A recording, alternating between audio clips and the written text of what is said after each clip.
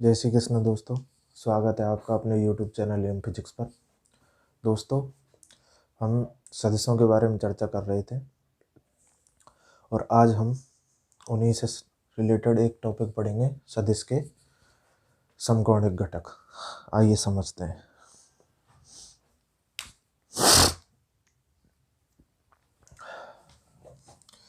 मान लेते हैं ये कोई सदिश है R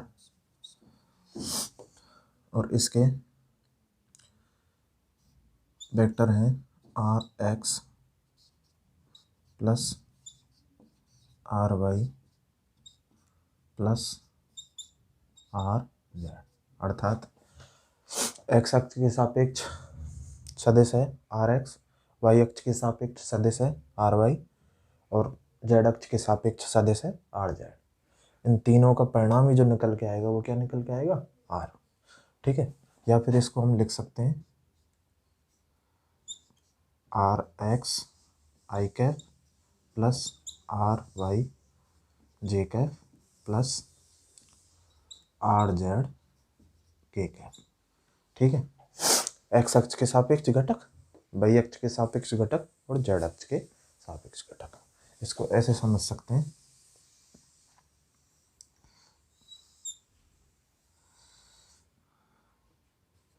ये x अक्ष, ये y अक्ष और ये z अक्ष, और ये है वेक्टर r।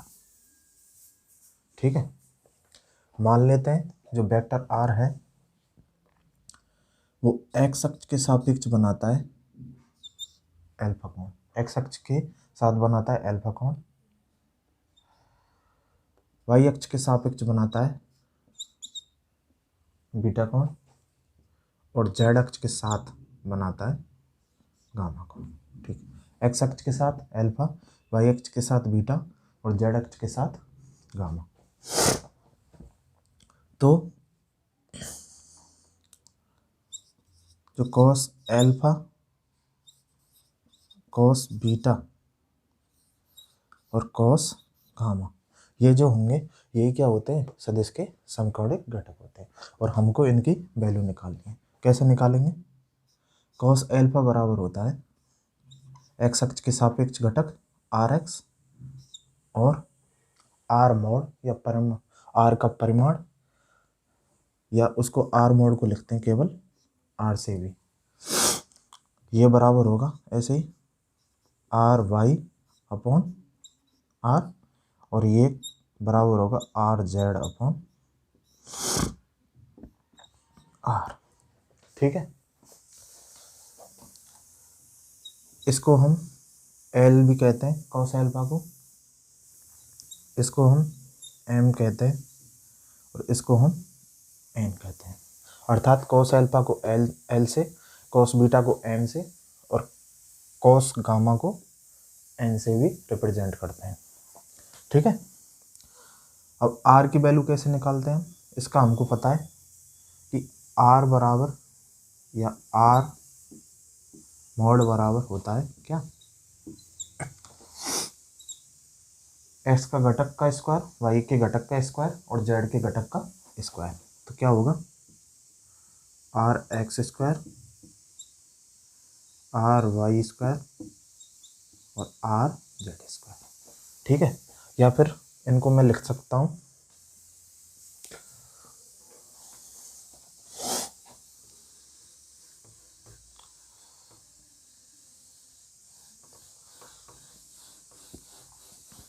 तो यहाँ से हम निकालें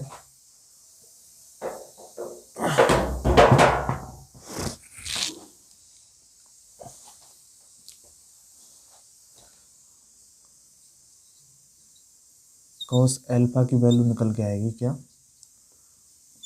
Rx अपॉन R, और R की वैल्यू रखें तो ये हो जाएगा Rx upon root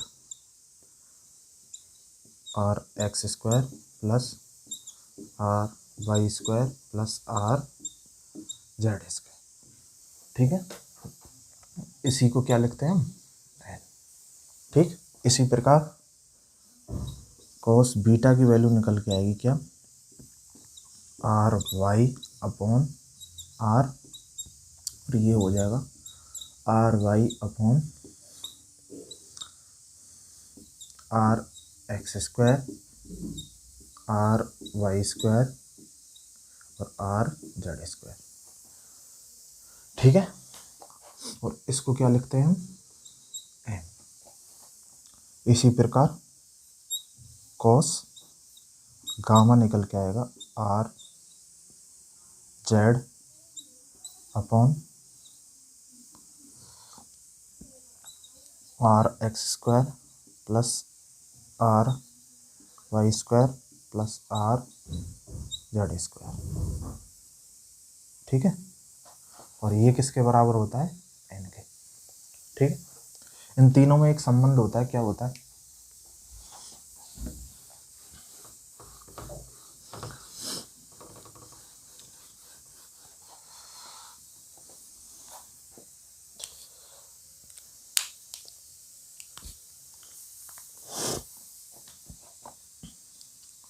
cos square alpha plus cos square beta plus cos square gamma, इनकी तीनों का वर्गों का योग होता है क्या, 1।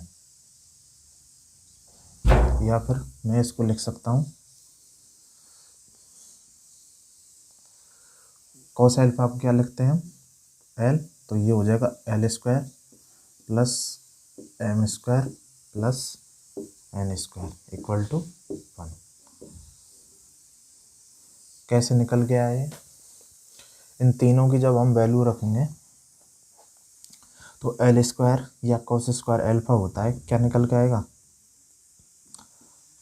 आर एक्स का square upon x square R X square plus R Y square plus R Z square. ठीक है, और स्क्वायर से क्या हो जाएगा, रूट हट जाएगा, plus R Y square upon same R X square R Y square R Z square. ठीक है, प्लस आर जेड स्क्वायर, किसकी वैल्यू, एन स्क्वायर की, ये रखी हमने एम स्क्वायर की, अब रख रहे हैं एन स्क्वायर की, तो ये हो जाएगा R X square R Y square और आर जेड स्क्वायर। ठीक है, तीनों को जोड़े तो क्या निकल के आएगा लास्ट में, ये निकल के आएगा आर एक्स स्क्वायर, तीनों ऊपर जुड़ जाएंगे, आर वाई स्क्वायर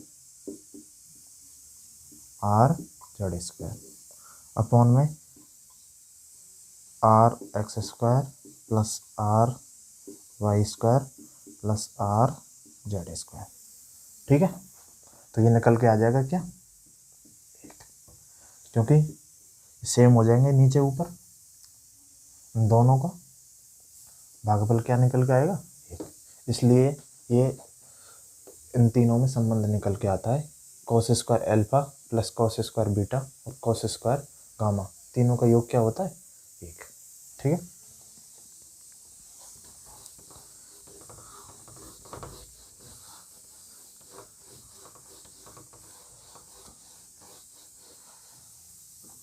और इन एल एम एन को कहते हैं वेक्टर आर की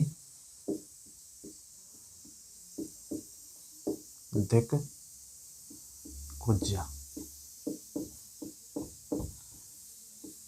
वेक्टर आर की क्या होती है, दिक् कुज्या होती है। ठीक है,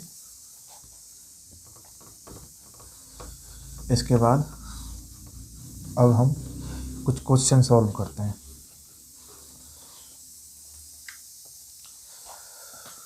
सबसे पहले पहला क्वेश्चन देखते हैं, आयताकार निर्देशांक पद्धति में किसी कण की स्थिति 3 2 5 है, तो इसका स्थिति सदिश क्या होगा। ठीक, देखो मैंने आपको पहले बताया होगा कि यदि किसी बिंदु के निर्देशांक दे रखे हैं, किसी पॉइंट के कोऑर्डिनेट दे रखे हैं, तो पोजीशन वेक्टर या स्थिति सदिश कैसे निकालते हैं। तो मैंने आपको बताया था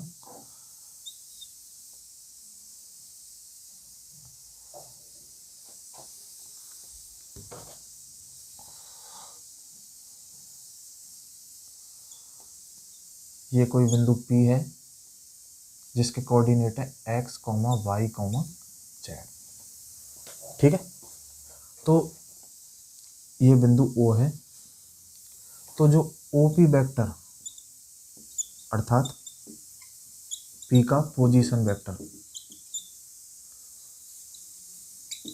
जिसको हम बोलते हैं P का स्थिति सदिश,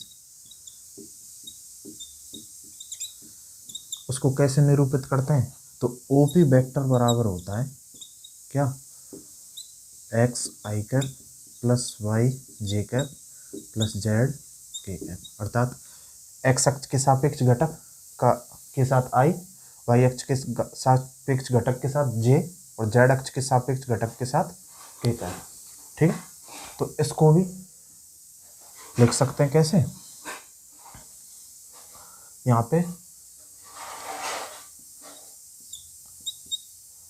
x की जगह क्या दे रखा है 3, तो ये हो जाएगा 3i कैप प्लस y की जगह 2j कैप और z की जगह 5k कैप। ये इसका क्या निकल के आएगा, स्थिति सदिश।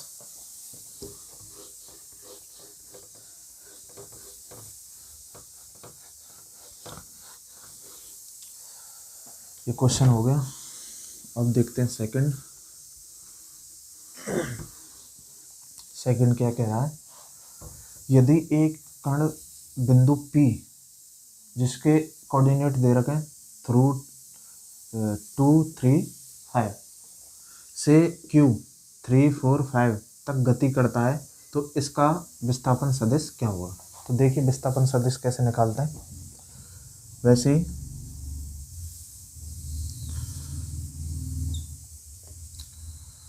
x अक्ष, y अक्ष और z अक्ष किसी बिंदु P के निर्देशांक दे रखे हैं हमें, जैसे मान लेते हैं बिंदु ये P है, यहाँ पे P और इसके निर्देशांक दे रखे हैं x1, y1, z1। ठीक है, और दूसरा बिंदु है कोई Q जिसके निर्देशांक दे रखे हैं x2, y2, z2। ठीक है, तो इनके पोजीशन वेक्टर क्या हो जाएंगे, OP वेक्टर क्या x i cap plus x1 i cap plus y1 j cap plus z1 k cap. ठीक है, इसी प्रकार Q का पोजीशन वेक्टर हो जाएगा OQ x2 i cap plus y2 j cap plus z2 k cap. ठीक है, जब इनका विस्थापन सदिश निकालेंगे तो विस्थापन क्या होता है, अंतिम स्थिति माइनस प्रारंभिक स्थिति। तो Q के कोऑर्डिनेट्स में से घटा देंगे किसके, P के कोऑर्डिनेट्स को। तो यदि हम निकालें क्या P Q, तो कैसे निकालेंगे, x2 माइनस x1 का i cap plus y2 minus y1 का j cap plus z2 minus z1 का k कैप। ठीक है, इसी प्रकार इससे निकालें तो PQ निकालें तो कैसे निकलेगा, x2 माइनस x1 3 माइनस 2 का i cap plus y2 minus y1 4 minus 3 का j कैप प्लस 5 माइनस 5 का k कैफ। तो ये निकल के आएगा 3 माइनस 2 ये हो जाएगा 1 और ये हो जाएगा i कैफ प्लस 4 माइनस 3 ये भी j कैफ और ये हो जाएगा 0 k कैफ या फिर i Kaif plus j Kaif. ये क्या निकल के आया हमारा विस्थापन सदिश p के। ठीक है।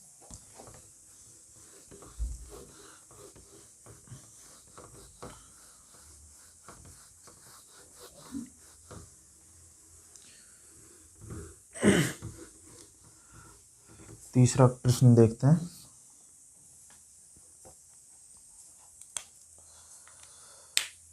पाँच न्यूटन का एक बल ऊर्ध्वाधर से 60 डिग्री का कोण बनाता है, तो किसी कण बनाते हुए किसी कण पर कार्य करता है।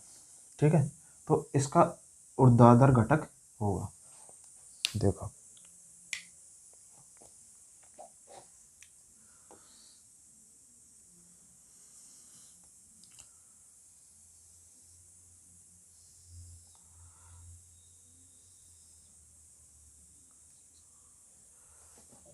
ये वेक्टर है और इसका परिमाण कितना दे रखा है 5 न्यूटन। ठीक है। और ये ऊर्ध्वाधर मतलब y अक्ष के साथ बना रहा है कितना 60 डिग्री। ठीक है। तो इसका पूछा कौन सा है ऊर्ध्वाधर घटक ही पूछा है। तो जब इसको हम घटकों में तोड़ेंगे तो जो थीटा के साथ लगा होता है वो तो हो जाता है cos थीटा और दूसरा जो होता है वो हो जाता है sin theta.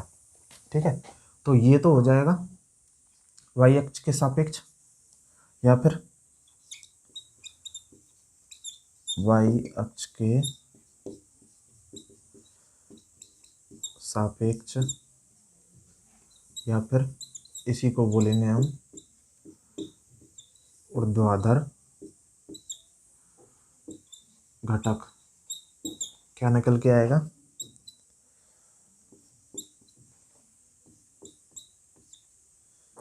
f cos theta.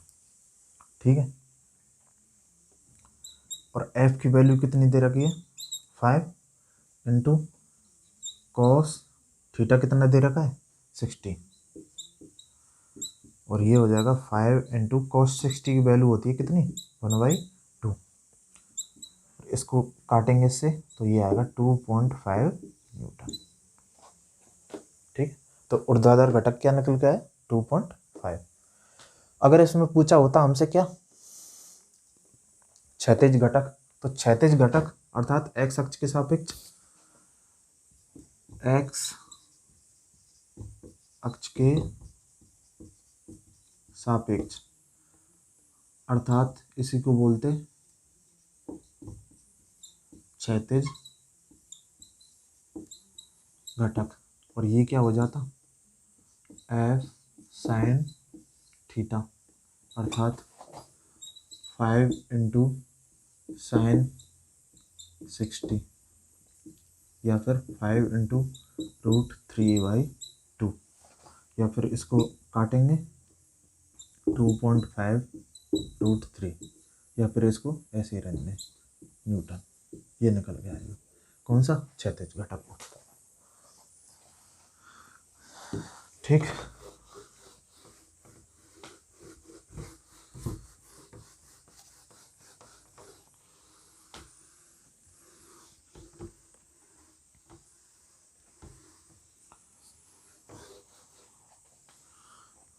Next,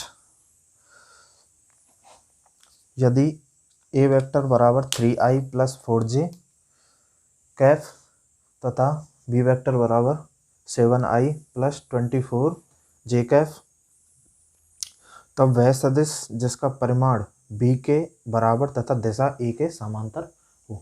तो देखो कैसे निकालेंगे। दे रखा है हमें क्या a वेक्टर दे रखा है क्या है 3i प्लस 4j कैफ। ठीक है।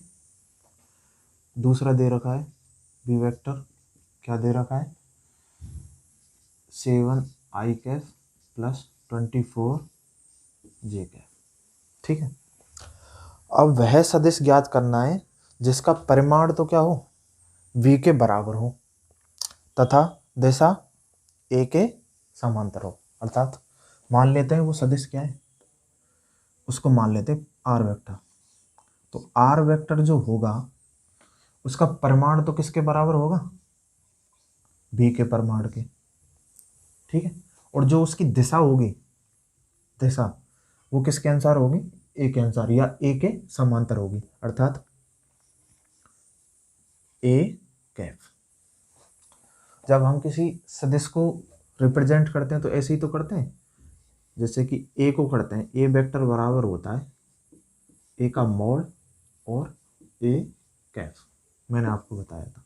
तो जो ये हमें सदिश निकालना है, इसमें क्या दे रखा है, इसका जो परिमाण है, जो मॉड है वो किसका है, b का, और जो इसकी दिशा है, डायरेक्शन है, वो किसके अनुसार है, a के अनुसार। ठीक है, तो इसमें सबसे पहले हम निकालेंगे b का मॉड और उसके बाद निकालेंगे a कैफ, अर्थात a का इकाई सदिश, इसी को क्या बोलते हैं, a की दिशा। ठीक, तो पहले निकालते हैं b मॉड। तो b मॉड कैसे निकलेगा,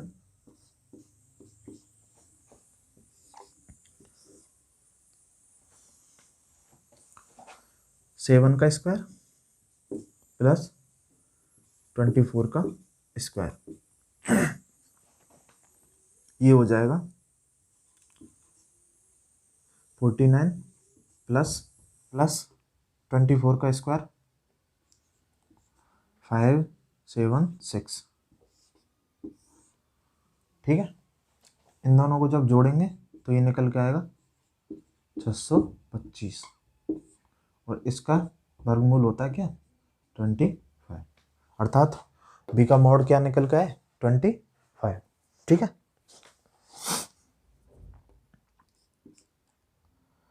b का मॉड आ गया 25। सेकंड क्या निकालना है हमें, a Kaif.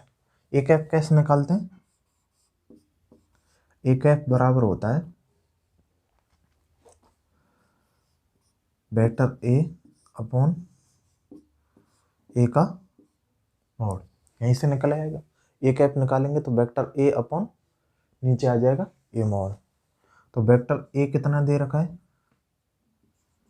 3i Kaif plus 4j Kaif, इन दोनों का मॉड निकल के क्या आएगा, a मॉड यहाँ से निकालूंगा तो a मॉड निकल के आएगा 3 का स्क्वायर 9 प्लस 4 का स्क्वायर, और ये हो जाएगा कितना, 5। ठीक, तो a कैफ निकल के आ गया कितना, 3i प्लस 4j अपॉन 5। इन दोनों की वैल्यू b मोड की और a कैफ की कहाँ पे पुट करते हैं, इसमें।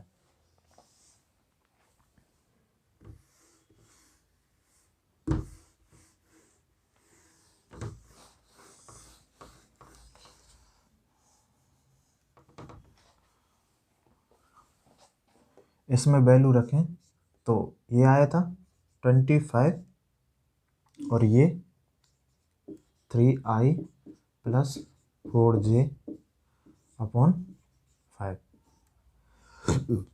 यही था।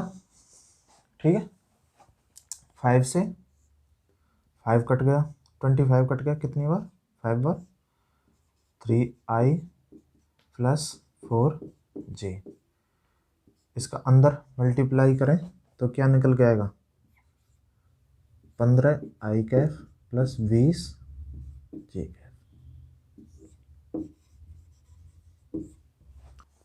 अर्थात वो सदिश कौन सा निकल के आया, 15i प्लस 20j कैफ। ठीक है, इसके बाद और कुछ क्वेश्चन देखते हैं।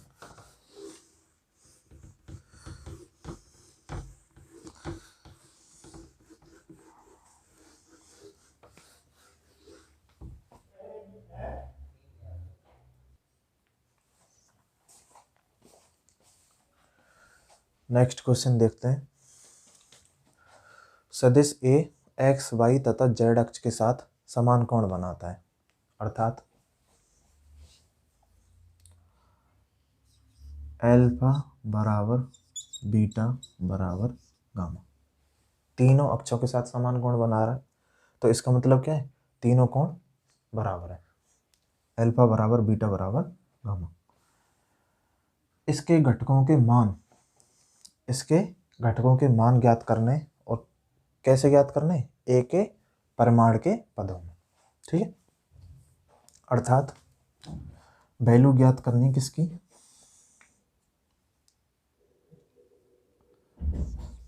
ए एक्स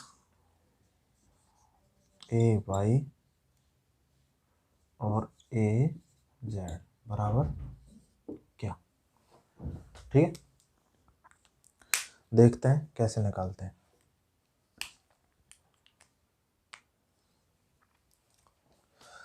मैंने आपको इन तीनों में संबंध बताया था, क्या होता है, cos square alpha plus cos square beta plus cos square gamma, इन तीनों के वर्गों का योग होता है कितना, 1, ठीक है। अब क्या दे रखा है हमें, अल्फा बीटा और गामा तीनों की जो वैल्यू है वो क्या दे रखी है, इक्वल। अर्थात इसको हम लिख सकते हैं cos square alpha plus cos square alpha plus cos square alpha बराबर 1, या फिर हम इसको बीटा भी लिख सकते थे या फिर गामा भी लिख सकते थे, क्योंकि तीनों में से किसी एक को रख लिया। तो ये हो गया 3 कॉस स्क्वायर अल्फा बराबर 1, ठीक है। या फिर कॉस स्क्वायर अल्फा बराबर 1/3, या फिर कॉस अल्फा बराबर 1/√3, ठीक है।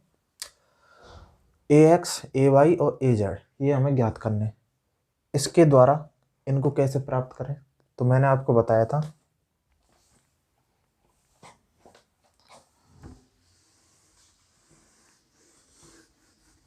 क्या बताया था,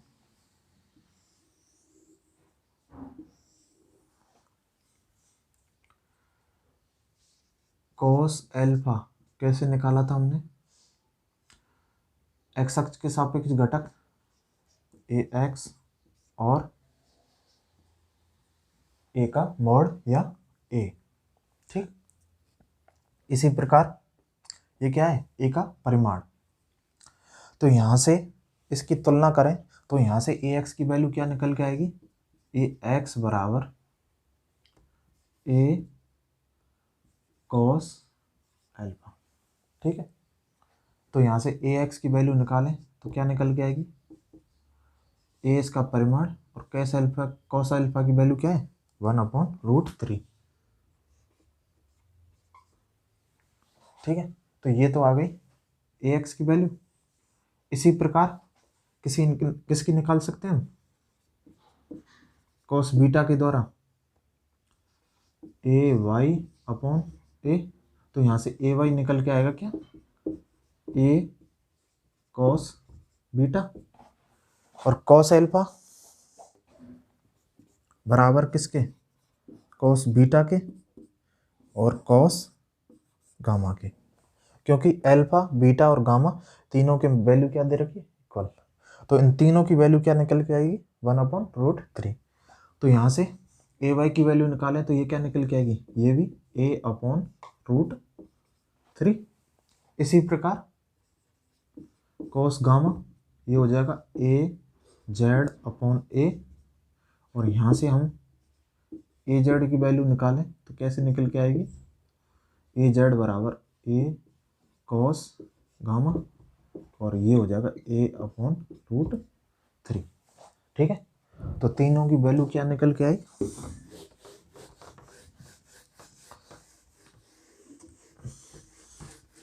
तीनों की वैल्यू निकल के आई A X equal to A Y equal to A Z, क्या a/√3। ठीक है, लास्ट क्वेश्चन और देखते हैं।